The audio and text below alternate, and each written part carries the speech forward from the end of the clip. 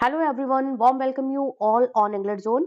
And आज के topic की अगर बात करें कि जो हम आज आपके सामने लेकर आए हुए हैं इस चैनल पे, that is related to literary forms. और लिटरेरी फॉर्म्स में हम जो डिस्कस करेंगे वो मैं आपको जल्दी से बता देती हूँ, क्योंकि सेशन को हमें फिनिश करना है, सेशन को हमें बहुत लेंदी नहीं करना है। इसीलिए मैं आपसे जल्दी से डिस्कस करूंगी कि कौन से इंपॉर्टेंट लिटरेरी फॉर्म्स आज के हम वीडियो में डिस्कस कर रहे हैं आप सभी के सामने है। जो फर्स्ट हम डिस्कस करेंगे मेमोयर, सेकंड नोवेला, उसके बाद हमारा होगा ट्रैवल राइटिंग। ये बहुत ही इंपॉर्टेंट लिटरेरी फॉर्म्स हैं जो मॉडर्न टाइम में बहुत ही ज्यादा पॉपुलर हैं। और इन लिटरेरी फॉर्म्स के क्या इंपॉर्टेंट कैरेक्टरिस्टिक्स होते हैं और किस कैटेगरी में इनको बिलोंग करते हैं, किस कैटेगरी या सब जॉनर से ये बिलोंग करते हैं, उन सब का डिस्कशन और इसके इंपॉर्टेंट एग्जाम्पल्स मीन्स मेमोयर में कौन से मेमोयर लिखी गई हैं इंग्लिश लिटरेचर में, इसके साथ साथ नोवेला का कौन सा फॉर्म जो है, किस नोवेला में कौन सी बुक या किस ऑथर ने नोवेला को लिखा हुआ है, एंड ऑल्सो ट्रैवल राइटिंग के ऊपर किन किन ऑथर्स ने अपने वर्क को लिखा हुआ है, वो सब कुछ आज हम इस वीडियो में डिस्कस करेंगे। तो फ्रेंड्स, आपको टॉपिक पता चल गया है, इंपॉर्टेंट लिटरेरी फॉर्म्स भी पता चल गए हैं, तो चलिए डिस्कस करते हैं। सबसे पहले जो हम बात करेंगे मेमोयर की बात करेंगे। मेमोयर जो रिलेट करता है वो मेमोरी से रिलेट करता है, ठीक है। यहाँ पे बात हो रही है मेमोयर लिटरेरी फॉर्म्स की। तो memoir from French memoire and from Latin memoria. देखिए, फ्रेंच वर्ड की अगर बात करें तो ये मेमोयर से लिया गया है, एंड लैटिन की बात करें तो मेमोरिया, जिसका मतलब होता है मेमोरी, याददाश्त से मतलब होता है। मीन्स जो भी आपके साथ चीजें हो चुकी हैं और आपकी लाइफ में जो हैपनिंग्स हो चुकी हैं उसके बारे में जो भी आपकी याददाश्त है, जो भी आपने उसको अपने माइंड में सहज के रखा है, उसको उसकी बात करते हैं, उसको याददाश्त बोलते हैं, मेमोरी बोलते हैं, रिमेम्बरेंस बोलते हैं, ठीक है। तो इसका मेमोयर का जो मीनिंग होगा वो आपका होगा मेमोरी एंड रिमेम्बरेंस से रिलेट करता है। और ये एक तरीके का नॉन फिक्शनल वर्क है, ठीक है। नॉन फिक्शनल नैरेटिव राइटिंग होती है ये, कि नॉन फिक्शनल मीन्स इसमें रियलिटी बेस्ड चीजें होती हैं जो भी मेमोयर लिखता है या मेमोयर से रिलेटेड लिटरेचर को लिखता है, based on the perspectives of the authors about an important part of their life, ठीक है। जो भी इसको लिख रहा होता है, देखिए मेमोयर का मतलब आप सब समझ चुके होंगे, मेमोरी याददाश्त मैंने आपको बता दिया। अब ये किस तरीके से नॉन फिक्शनल नैरेटिव है वो मैं आपसे डिस्कस करने जा रही हूँ। ये होता है जो भी ऑथर या जो लिखने वाला होता है मेमोयर, उसकी लाइफ के पार्ट में जो भी चीजें घटित होती हैं या जो भी उसने देख रखा है अपने लाइफ में, अपने प्रोस्पेक्ट से जब वो चीजों को राइटिंग वे में लिखता है, नरेशन के वे में लिखता है, that is called memoir. Okay, तो क्लियर हो गई होंगी चीजें आपको। अब नेक्स्ट हम जो बात कर रहे हैं, in memoir author choose a pivotal moment in their lives and try to recreate the event through storytelling, ठीक है।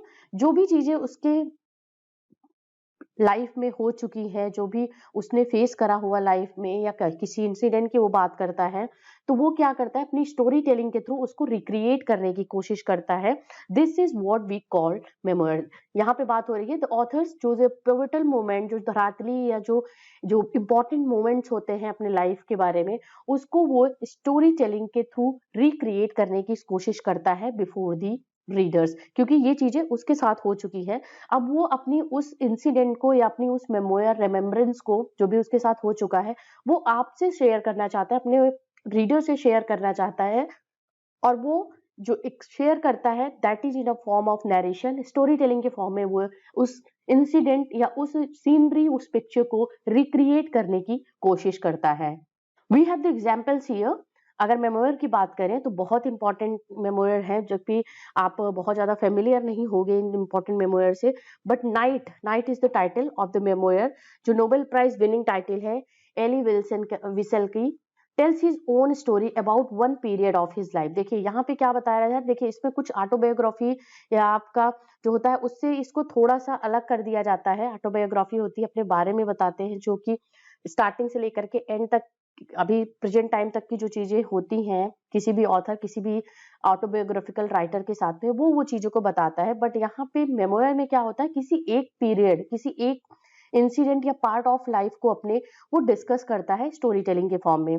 और यहाँ पे नाइट जो टाइटल है, यहाँ पर ये prize Nobel prize winning title है।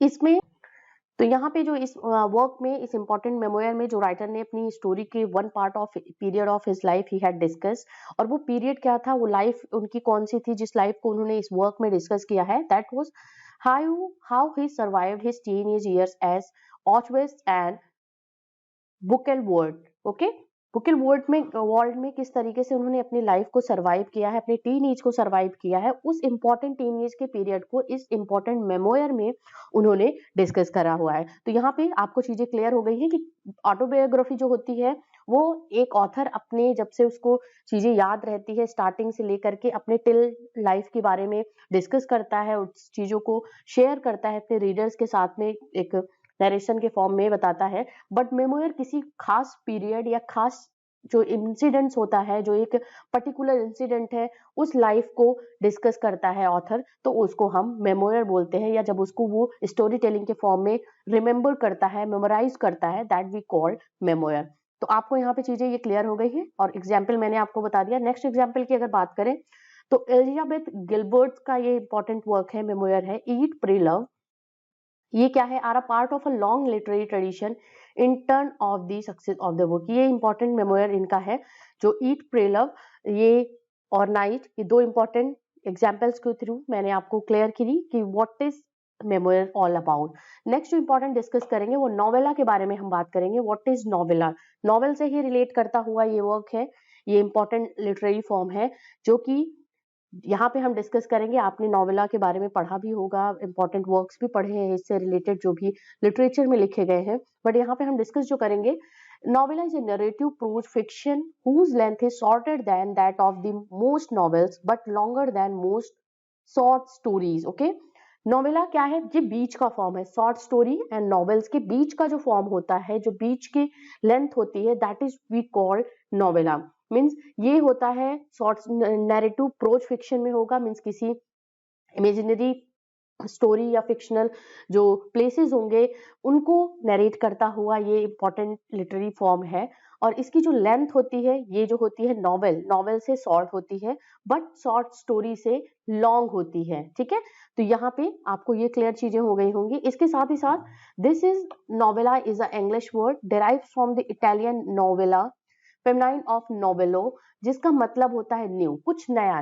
नोवेला का जो मतलब होता है, अगर इंग्लिश वर्ड ये है, इसकी बात करें, इटालियन वर्ड नोवेला से ये निकल के आया हुआ है, इसका जो इंग्लिश मीनिंग होता है वो न्यू होता है, something new that is related to novella. ठीक है, एंड आगे है novella is short and well structured narrative often realistic and satiric in tone. ठीक है, ये मैंने बताया, ये थोड़े से फिक्शनल वर्क और साथ ही साथ कभी कभी इसमें थोड़ी सी रियलिस्टिक अप्रोच या लाइफ को इसमें शो ऑफ किया जाता है through the writer.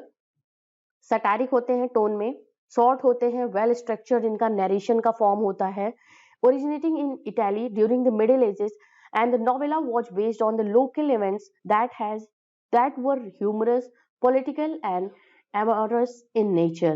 The individual tales often were gathered into collections along with anecdotes, legends and also romantic tales. तो नोवेला का जो ओवरऑल कहने का मतलब है, इसका जो एक फॉर्म जो है, ये लिटरेरी फॉर्म है, ये सटारिक इन टोन होते हैं, बेस्ड ऑन द लोकल जो इवेंट्स होती हैं उन पे ह्यूमरस वे में उसको प्रेजेंट किया जाता है, एक सटारिक टोन में उसको प्रेजेंट किया जाता है, so that it there could be a kind of a things that is prevailing in the society, उस पे एक हार्श कमेंट किया जाता है, एक सीवियर कमेंट किया जाता है राइटर के थ्रू जो भी नोवेला लिखते हैं। अब इसके एग्जाम्पल की अगर हम बात करें तो कौन कौन से इंपॉर्टेंट वर्क्स हैं जो इस लिटरेरी फॉर्म्स को कवर करते हैं, इस कैटेगरी में बिलोंग करते हैं। तो सबसे इंपॉर्टेंट है Animal Farm by George Orwell. ये इसमें एनिमल्स का डिस्कशन हुआ है, but they are in the form of the human being. तो इसमें बहुत ही ब्रिलियंटली इस नोवेला को प्रेजेंट किया हुआ है जॉर्ज ऑरवेल ने। Next one we have of Mice and Men by John Steinbeck. Next one we have the Old Man and the Sea, ये बहुत ही इंपॉर्टेंट नोवेला है by Ernest Hemingway. And also we have the Stranger by Albert Camus. ठीक है, ये कुछ important novella literary form है जो कि बुक के फॉर्म में, नोवेला के फॉर्म में इंपॉर्टेंट राइटर्स ने, नॉवेलिस्ट ने इसको लिखा हुआ है। तो आपको मेमोयर नोवेला क्या है ये भी आपको समझ में आ गया होगा। मेमोयर जो हमने डिस्कस किया उसके भी बारे में भी आपने क्लियर हो गया होगा आपको। इंपॉर्टेंट जो एग्जाम्पल्स हैं उनको जरूर नोट डाउन कर लीजिएगा फ्रेंड्स। चलिए नेक्स्ट इंपॉर्टेंट डिस्कशन करते हैं और यहाँ पे हम ट्रैवल राइटिंग के बारे में बात करेंगे। तो सबसे पहला ट्रैवल राइटिंग आप समझ रहे होंगे, किसी यात्रा के बारे में, किसी जर्नी के बारे में जब कुछ चीजें लिखी जाती है, उसकी इम्पोर्टेंट जो किसी जर्नी पे कोई गया हुआ होता है या कोई ऑथर, कोई राइटर गया हुआ होता है, जो लिखने वाला है वो गया हुआ होता है, तो वहां पे वो उस इम्पोर्टेंट प्लेसेस को जब पिक करता है, उसकी एनवायरनमेंट के बारे में बात करता है, उसकी बॉडी, यहाँ के लैंग्वेजेस के बारे में बात करता है, कस्टम्स के बारे में बात करता है, that is called travel writing. ठीक है, travel writing is all about visiting different places and it can appear as a newspaper article informing readers about a specific destination. ठीक है, किसी स्पेसिफिक डेस्टिनेशन के बारे में जब रीडर्स को बताया जाता है, और वो न्यूज आर्टिकल के फॉर्म में हो सकता है या it can be in the form of book also, तो visiting different places is called travel writing. उसके एक्सपीरियंसेस को बुक के फॉर्म में, न्यूज़पेपर आर्टिकल के फॉर्म में इन्फॉर्म किया जाता है स्पेसिफिक डेस्टिनेशन को, तो वहां पे उसको हम ट्रैवल राइटिंग बोलते हैं। It can also be a form of literary non fictional. ठीक है, नॉन फिक्शनल क्यों हुआ, क्योंकि ये रियलिटी को बता रहा है। जो भी एक प्लेस है, डिफरेंट डिफरेंट प्लेसेस, उसकी वहाँ के कस्टम्स, वहाँ के जो मार्केट्स हैं, वहाँ के बॉडी लैंग्वेजेस जो पीपल्स के हैं, इसके साथ ही साथ वहाँ का क्या ट्रेडिशन है, उन सब के बारे में एक रियलिटी चेक है, उन सबको रियल वे में प्रेजेंट किया जाता है। तो इसी वजह से ये एक नॉन फिक्शनल लिटरेरी फॉर्म है। Written as a book form telling a longer narrative about the journey or place. This differs from a travel blog because the writing is more detailed and less informal. ठीक है, travel blog होता है जहाँ पे blogging के through, means video के through आपको चीजों को बताया जाता है। जो भी ब्लॉगर होता है वो इस समय बहुत ही पॉपुलर हुआ है, ये ट्रैवल ब्लॉगिंग जो चीजें हैं।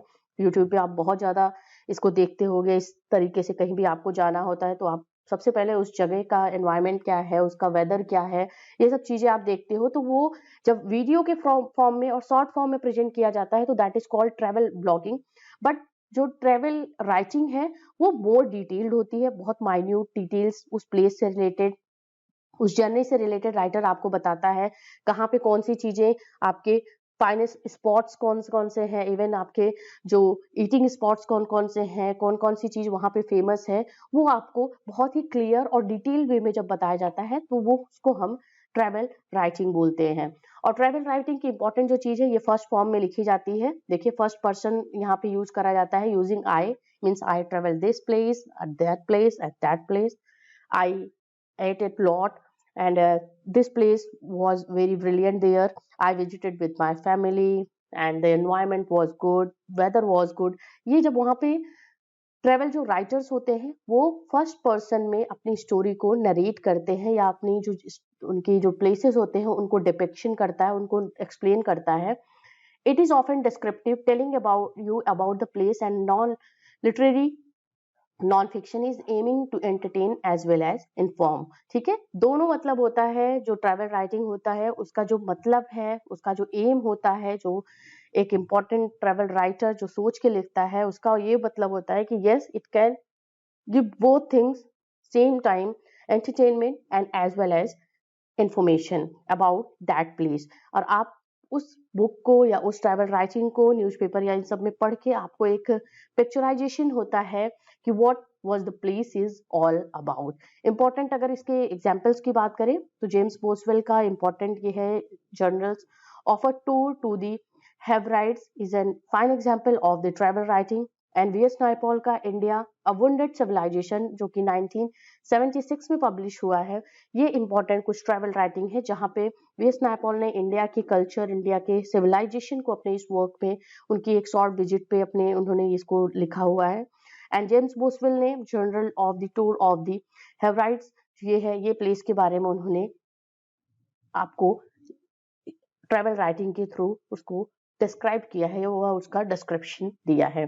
तो memoir, novella and travel writing, these वो all are very important literary form, जिसमें से दो, memoir and travel writing is related to non fictional work and non fictional genre से बिलोंग करते हैं, जबकि आपका जो नोवेला है वो आपका फिक्शनल वर्क या इमेजरी प्लेसेस या इनसे रिलेटेड, इंसिडेंट से रिलेटेड आपका बिलोंग करता है।